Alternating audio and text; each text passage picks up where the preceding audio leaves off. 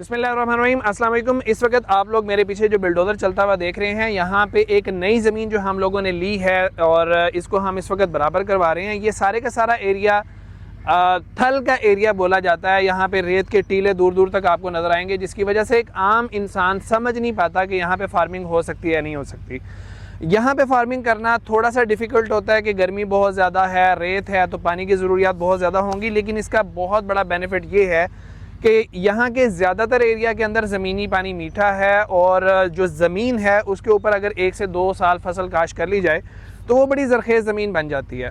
और सबसे बड़ी बात यह है कि यहाँ की ज़मीनें काफ़ी ज़्यादा सस्ती हैं।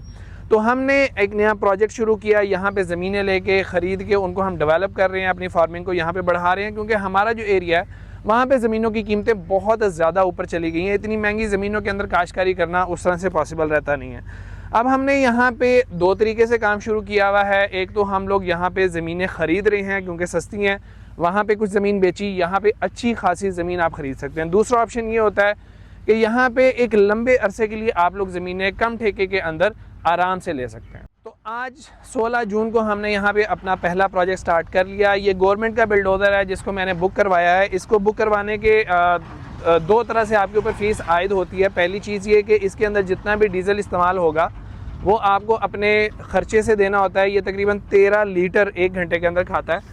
और इसकी जो फ़ीस होती है वो छोटे ज़मींदार के लिए 100 रुपये घंटा और बड़े ज़मींदार के लिए जिसकी ज़मीन थोड़ी ज़्यादा है उसके लिए 650 रुपये घंटा होती है। तो ये आज इसका पहला दिन है। हम लोगों ने डिसाइड ये किया है कि यहाँ पे फ़िलहाल 5 एकड़ के ऊपर लेवल करके यहाँ पे हम बैंगन लगाएंगे, आलू लगेगा। और इस इलाके की जो ट्रेडिशनल क्रॉप्स हैं जिनमें सबसे बड़ा नाम चने का है, और उसके बाद यहाँ पे मूंगफली की काश्त होगी। आने वाली वीडियोस के अंदर मैं दिखाऊंगा, उनके ट्रायल्स में यहाँ पे शुरू कर चुका हूँ, उसकी कैसी ग्रोथ है। यहाँ पे अगर आपने फार्मिंग के अंदर कामयाब होना है तो उसके लिए ड्रिप इरिगेशन के अलावा आपके पास कोई हल नहीं होता।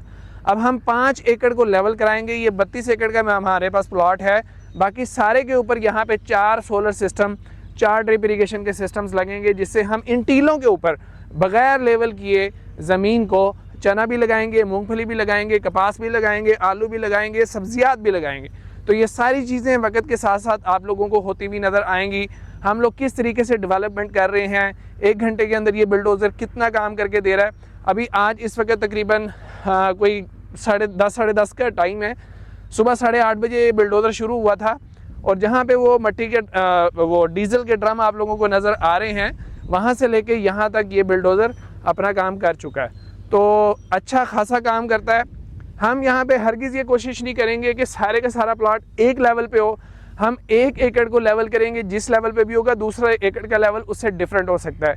पैसे बचाएंगे ताकि वो पैसा हम यहाँ पे डेवलपमेंट के ऊपर फोकस करके उस पर लगा सकें। तो इस जो प्रोजेक्ट है इसके ऊपर मैंने 4 से 5 साल वर्किंग की। इसको बहुत अच्छे तरीके से समझा, यहाँ की क्रॉप्स को, यहाँ के मसाइल को समझा, और आखिर हमने यहाँ पे ज़मीनें लेके काम शुरू किया। आने वाले वक्त के अंदर हम किस तरीके से डेवलपमेंट कर रहे हैं, हमें क्या सक्सेस मिल रही है, वो सारी की सारी वीडियोस आप लोग मेरे आयर फार्म चैनल पे भी देखेंगे। और एक और नया चैनल आयर फार्म एग्री डेवलपमेंट के नाम से हम लोग बनाएंगे। वहाँ पे सिर्फ थल से रिलेटेड या एग्री डेवलपमेंट से रिलेटेड वीडियोस जो सी हैं वो आप लोग देख सकेंगे। तो उम्मीद है ये वीडियो आपको पसंद आई होगी और इसके बाद आने वाली वीडियोज़ आपको मज़ीद पसंद आएंगी। मज़हर अली को इजाज़त दीजिए। अल्लाह हाफ़िज़।